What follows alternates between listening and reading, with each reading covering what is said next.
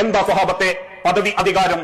സ്വഹാബക്കളിൽ ചിലർ പറഞ്ഞു, നബിയെ, മറ്റുള്ള ആളുകളിൽ നിന്നും തെരഞ്ഞെടുക്കപ്പെട്ടവൻ, അതല്ലെങ്കിൽ ഞങ്ങൾക്ക് ലഭിക്കപ്പെട്ട വലിയൊരു സ്ഥാനം.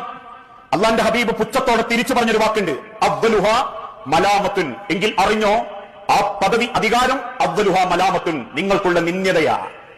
നിങ്ങൾക്കുള്ള നിന്ദ്യതയാണ് ആ പദവി. മറ്റൊരാൾക്ക് അത് കിട്ടാതെ എനിക്ക് കിട്ടില്ലോ നിങ്ങൾ ദുനിയാവിൽ ചിന്തിക്കും. പക്ഷെ ആഹ്റത്തിലെത്തുമ്പോൾ ചിന്തിക്കും, റബ്ബ് എനിക്ക് കിട്ടണ്ടായിരുന്നു, വേറെ ആർക്ക് കൊടുത്താലും മതിയായിരുന്നു എന്ന്. അങ്ങനെ നിങ്ങളെ നിന്ദിക്കാനും നിന്ദ്യതയിലേക്കും കൊണ്ടുപോകാൻ നാട്ടിലെ ആയിരക്കണക്കിന് ആളുകൾ നിങ്ങളെ തലയിൽ വെച്ച് തന്നൊരു മുൾക്കിരീടമാണ് അധികാരം.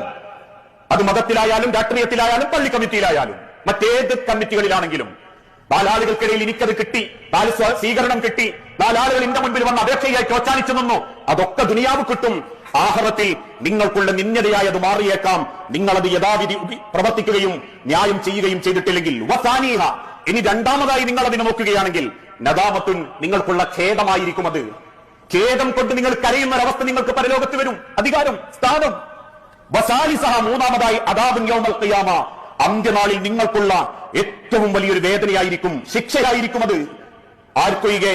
ഇല്ലാമൻ റഹിമ, ജനങ്ങളോട് കാരുണ്യത്തോടെ പെരുമാറുകയും വഅദല, നീതിയോടെ പ്രവർത്തിക്കുകയും ചെയ്തവർക്കൊഴികെ ബാക്കി മുഴുവൻ ആളുകൾക്കും ആ അധികാരം, ഖേദവും നിന്ദതയും വലിയ വേദനക്കുമുള്ള അടയാളമായിരിക്കുമെന്ന് അള്ളാഹുവിന്റെ ഹബീബ നബി തങ്ങൾ ഓർമ്മപ്പെടുത്തി തന്നു.